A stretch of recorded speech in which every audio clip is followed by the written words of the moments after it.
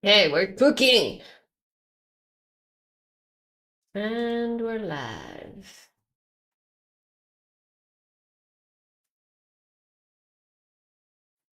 Where's my people at? There we go. First one joined.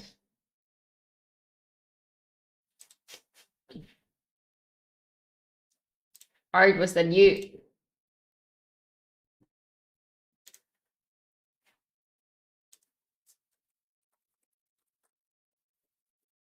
Let me just let the patrons know, otherwise they tell me again, I didn't get a notification.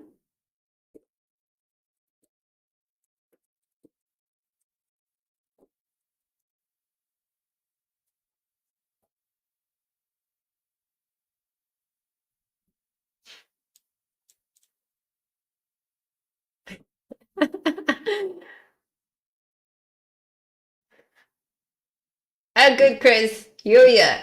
Good job. Okay, the patrons have been notified.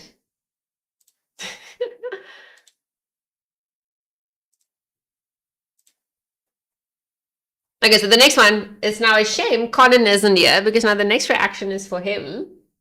I ended up deciding that we need to tackle Apex. We need to tackle the mamas and papas. Okay. So I'm not quite curious. I actually have no clue. I think Creeque Alley. Hold on. I don't know what is the band's name and I don't know what is the song's name. No, the band's name is the Mamas and the Papas. Okay. And then the song is Creeque Alley and this version is 1967. So Konnon sent me two versions.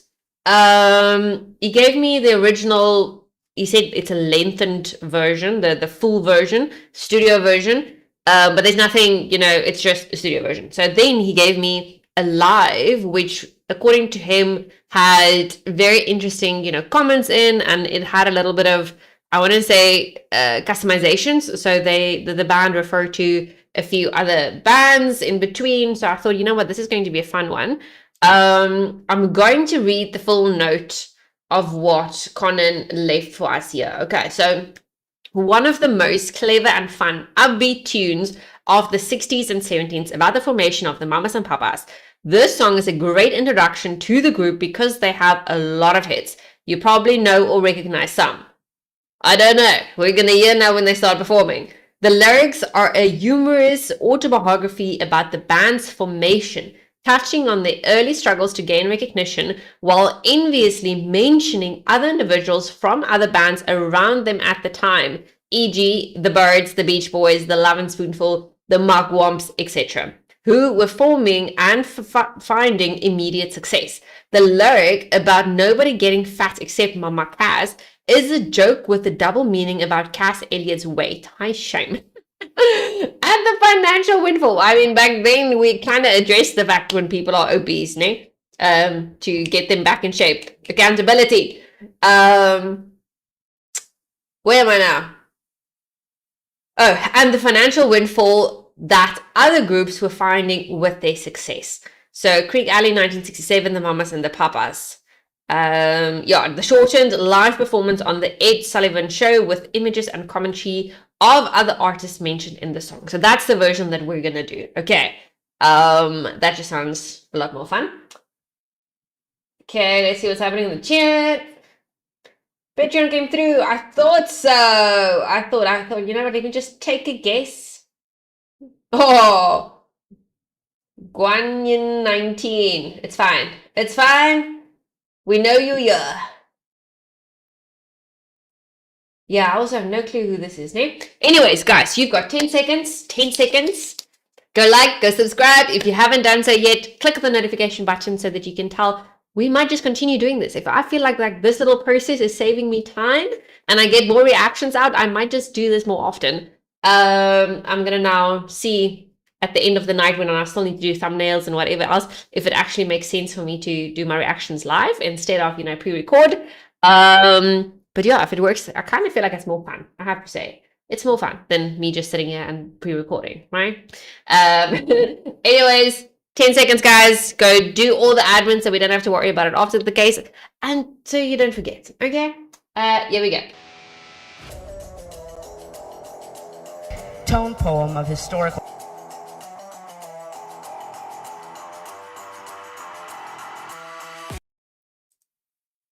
This thing started playing when I switched scenes. Tone poem of historical nature describing our very get-together. And so we like to sing it for you now. I'm guessing this is Cass. Cue the tape. Yeah.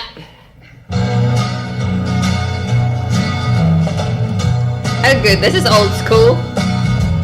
John and Mitchie were getting kind of itchy just to leave the folk music behind. Saul and Denny working for a penny, trying to get a fish on the line. In the coffee house, Sebastian sat. This sounds familiar. Every number they passed the hat. Just a combination of the voices. Just to getting higher in LA, you know where that's at. And no one's getting fat except Mama Cass.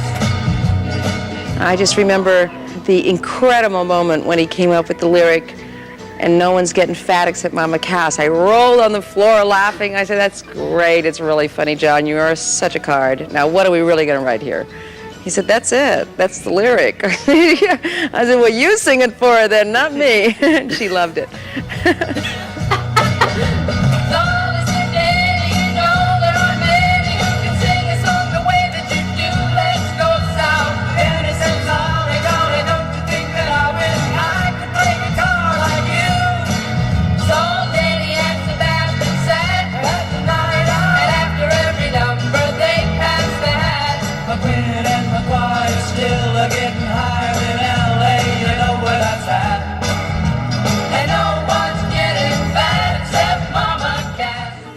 I was driving down the Imagine street and I hear on the singing radio, that I'm about McGuinn yourself. and McGuire just a catching fire in LA, you know where that's at.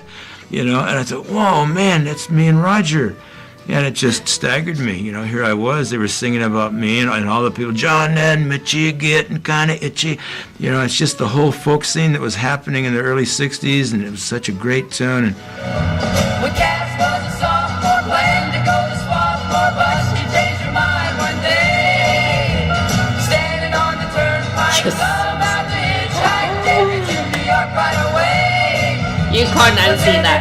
Cassie gave a love bug, all John and Saul, and that was the mud one. Quinn and McGuire couldn't get no higher, but that's what they were aiming at. And no one's getting fat except Mama Cass. Oh, they seem like a super fun bunch, eh? Bumps, don't you work as hard as you play. Make us break up, everything shake up. Guess it had to be that way. But she wasn't always that big. Michelle, John, and Danny get married to both Quinn and McGuire just to catch a fire in LA. You know where that's at. And everybody's getting fat except Mama Cass. Oh, rope busted, disgusted, age is can't be trusted, and then she wants to go to the sea. Cass can't make it. She The says, skinny one has got a really nice symmetric face, eh?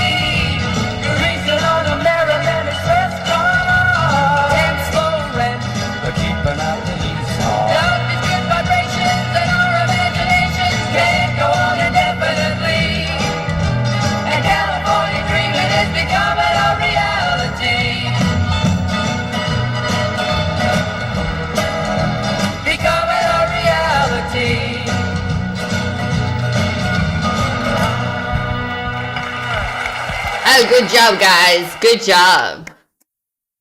My word. The 60s, nah. The 60s was a good period. And I have to say, so, okay, I definitely think I have some of their music on my very old classical mixtape because I recognize the combination of the female voices and the male voices. That sounds super familiar. I don't know the song, though, unless the song is on my playlist and I don't even know it. So here's the thing. So it was very frowned upon when you were overweight, obese, and you were immediately considered, ill. back in the 60s, anything, I think pre-80s really. Was she sick? Was it a health issue, or was she just, you know what, I don't give a damn. I'm me. I like eating. I'm not gonna do exercising. I don't know what the story is there. But yeah, it's nice though that she was, you know, able to almost turn that into, I want to say, a fun, good thing. However, today people are very, very unhealthy, and everyone thinks it's perfectly fine, and it's not fine. You're sick. And you're gonna die too early. You're not supposed to be like that. Your body wasn't made to be like that. So we are too accepting of, you know, the plus numbers. I was plus. Oh my gosh, I was so overweight when I was vegan. And ironically, I was vegan. Everyone say, no, you'll be super skinny when you're vegan. No. I was the unhealthiest ever. Yeah, interesting. Very interesting. Do you guys want me to go read the lyrics? Shall we go? Let me just like this before I forget.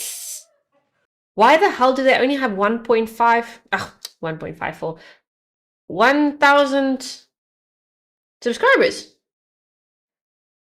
It looks like their original channel. Hold on, let me just check this out quickly. It does seem to be the original.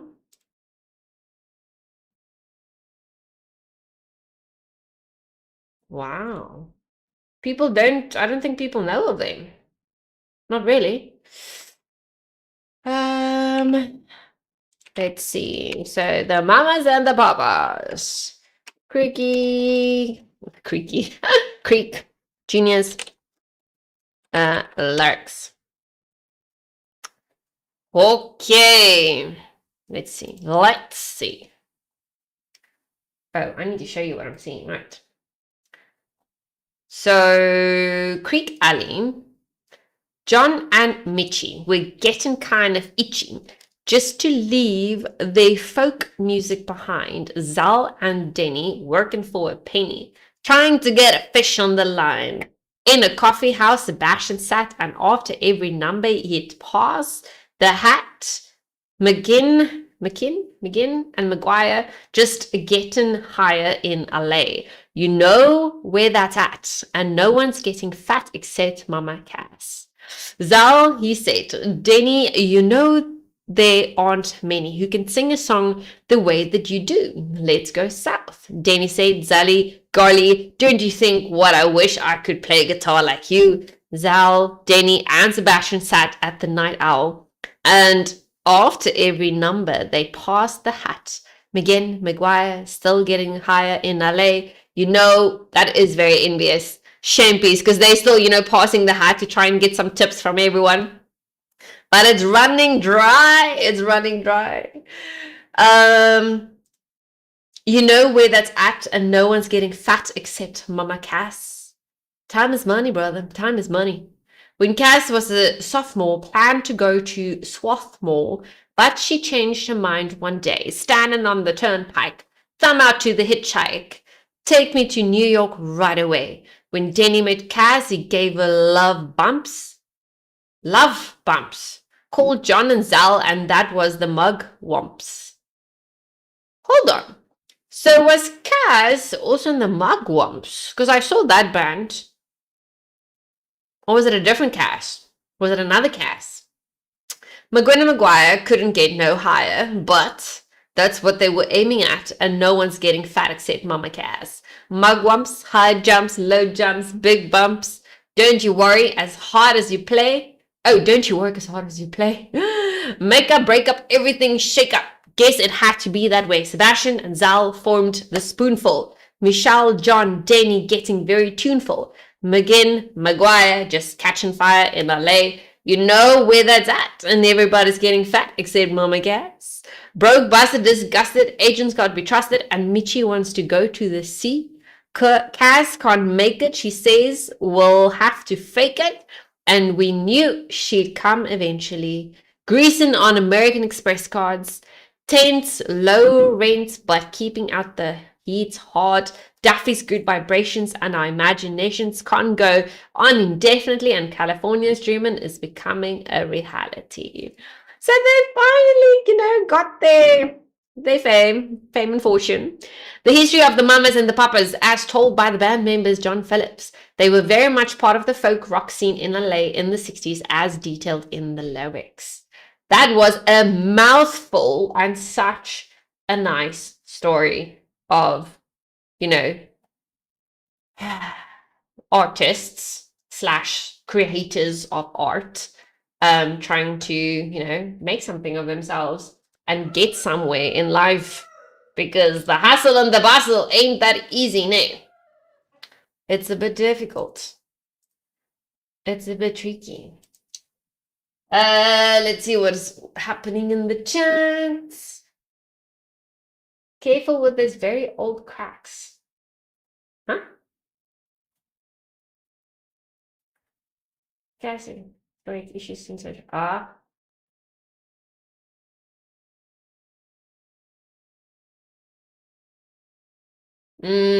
usually the case. Hey, damn diets. That was the worst invention ever. I can see.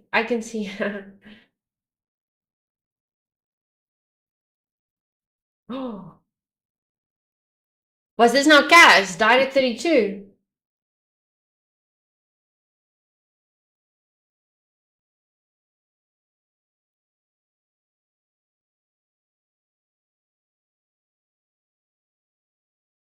Wow.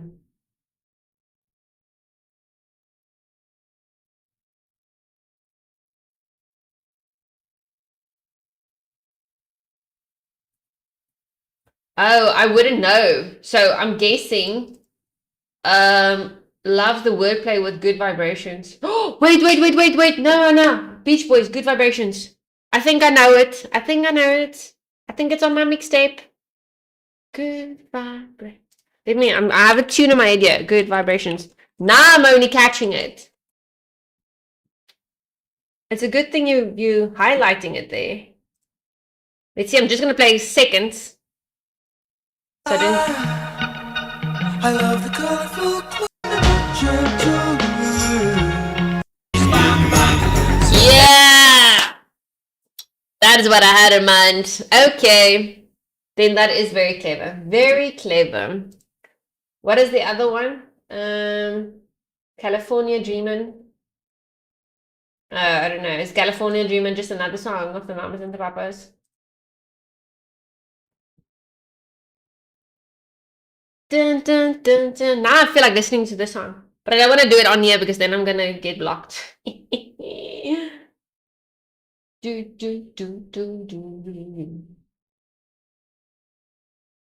All right, guys, that is literally how many have we done now today? Let's see, 1, 2, 3, 4. That's not bad, considering what time I started. And I still fed the dogs. Yo, it was chaos. Guys, so after my first reaction, I must told you guys I probably need to go feed the dogs because I cooked food for them. And they lose their minds when I cook it and it stays on the stove, or I, dish it out and I put it in the windowsill so it can just cool down before they get to eat it. And so they were like making so much noise, and I told OC, listen, you need to keep the dogs because I'm trying to record and they're making noise. So they were driving him insane in the office, obviously right next door to me. And so I thought after the first one, let me just go and give them their food. Otherwise, it's not going to work. So the moment I touched my handle and I walked out, the chaos in this next room, in this next office, was madness. And now I was spiteful. You guys know I'm sadistic, I'm spiteful. So now I leave it. I don't even go open his office and say it's fine, the dog's gonna come out with me. I'm gonna not dish up for them. So I just walk past because now I could hear them. And they even Odin, he's like losing his mind, like, oh, they're at OC. And I obviously have my slippers on, so they know the sound of my slippers, and I walk down. And the further I walk down, when they now realize I'm not opening that door, OC couldn't sit there. He's like, apparently he came to tell me Shadow started running around his desk and just yelling at him the whole time, and she doesn't miss a beat. And then she would just, if you ask him, what is it that you want? And then, because now he's got his headsets on, so he didn't hear me come out of the office. He just sees these two dogs all of a sudden like behaving like crazy motherfuckers, and he opens the doors, yes, but these two start running down the staircase, like past him, just down the staircase. And I'm like, wah, the whole time screaming and like coming to me and making zoomies, and like they're super excited that they're actually yelling at me and back chatting because I didn't, bother to open the door for them so that they can come out. And they are so worried that they're not going to get their food that mom cooked for them. But it is chaos. Like, these two. But yeah, finally they ate. So the bellies are full and the eyes are closing. So they are sleeping. They're not dead quiet. They're both here. And you wouldn't even know. Because they are sleeping. They're so stuffed now. No, I like the tease. Like I've said it before, guys. I have no shame. I will say it. I'm a sadist. I am very spiteful. I prefer the word sadist over being spiteful, But if I know you want something, I won't give it to you. Whereas if I think, I wanna see you happy or whatever, then I'll give it all to you. So it's just, then I'll surprise you because I love surprising people. Or my dogs, for instance. So I'll go and buy them toys and then I'll come home and see if they can sniff it out, which Shadow is very good at. She smells the freaking bowl, no matter where you put it. Yeah, a monster incarnate. Well, what can I say? It's the reason I'm a fucking berserker. Or why my family was dubbed berserkers and exiled to the mountains. It comes from that. Anyways, okay, I wonder maybe there's time for another one. Don't you guys think? I think there might be time for another one. No, because I need to now go and make thumbnails for all the ones we've already done. So that it doesn't just, be generic with question marks. Yeah.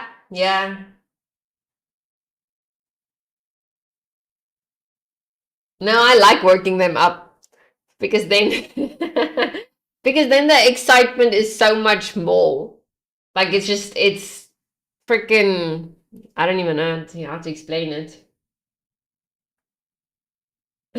Yeah. Oh, OC will attest to that. Kenyon. Trust me. Before I have coffee in the mornings, he comes out. I actually told him now when, our power and everything was out, we had lots of time for talking. So that's all we could do. So I actually told him I feel really bad because I can sense he does with me what I used to do with my parents. So when when I get up in the mornings, for instance, back, you go and you kind of try and get a lay of the land. You need to go assess what moods the parents are in, like what can you do today, what can't you do today, how many eggshells you need to walk, that kind of thing. So that becomes, it's actually really shit, it's trauma or whatever, but you end up becoming codependent of those narcissistic parents. So I told OC, I feel so freaking bad because after I've had coffee, I'm fine. Okay. But before I have coffee, he comes in the mornings and he tries and assess, okay, how bad is it this morning? Like, can he make a joke? Can he not make a joke? Should he just leave me to wake up first? Like, how bad is it? So I told him I feel really bad that he has to do, the risk assessments every morning before, until at least I've had my second cup of coffee. Then we're good to go. And Shadow doesn't care, ne? Shadow, she is so clever. So in the mornings, yesterday, I was still sleeping. I heard OC get up though, and he let her out, or he thought he did, because now we have a doggy door. So he thought he let her out, and then he goes to the loo, and then she didn't go out. She slips past him up the staircase into my bedroom and come and wake me up. And it's not, softly and mom, are you awake kind of situation. It's now pouncing on mom, licking mom, being all over, waking mom up, making sure mom is going to get up now. I'm like, this, no.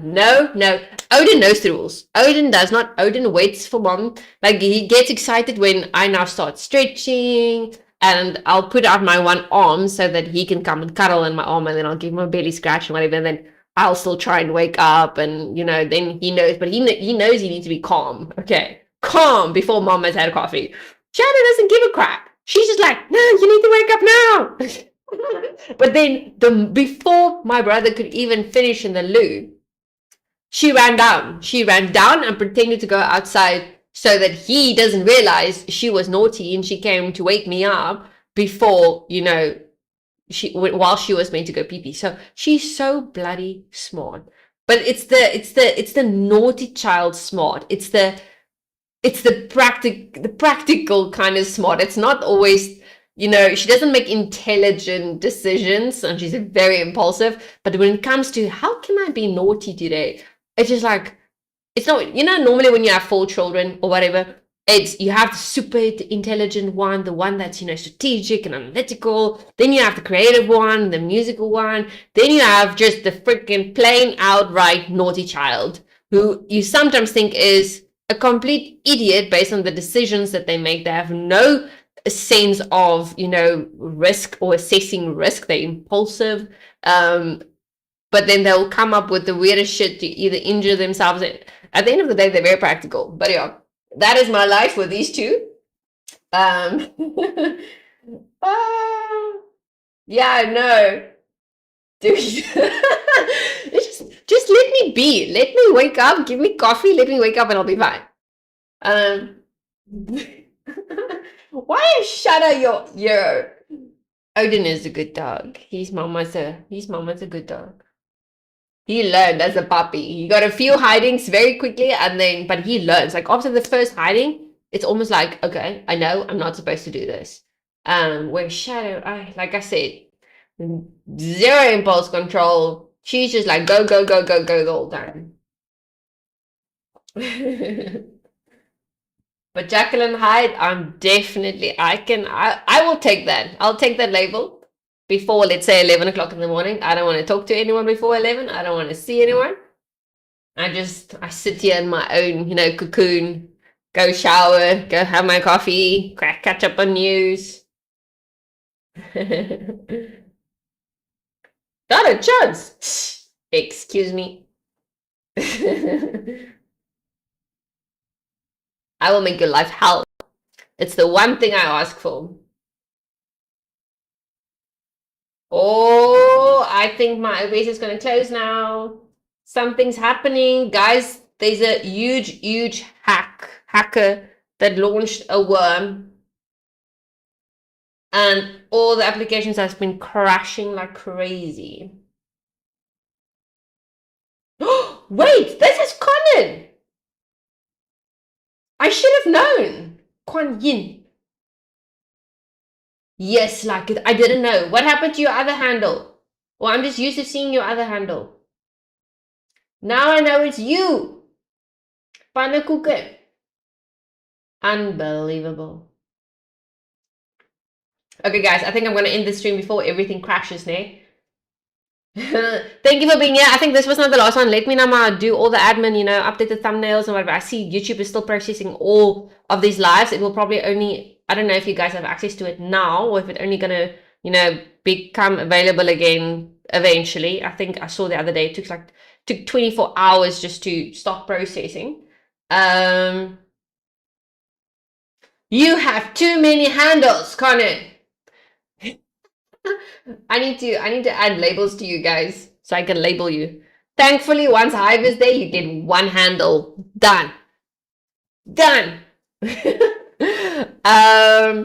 Yeah, and then we'll have our trivia later. Okay. So I will check you guys later. Thank you and goodbye.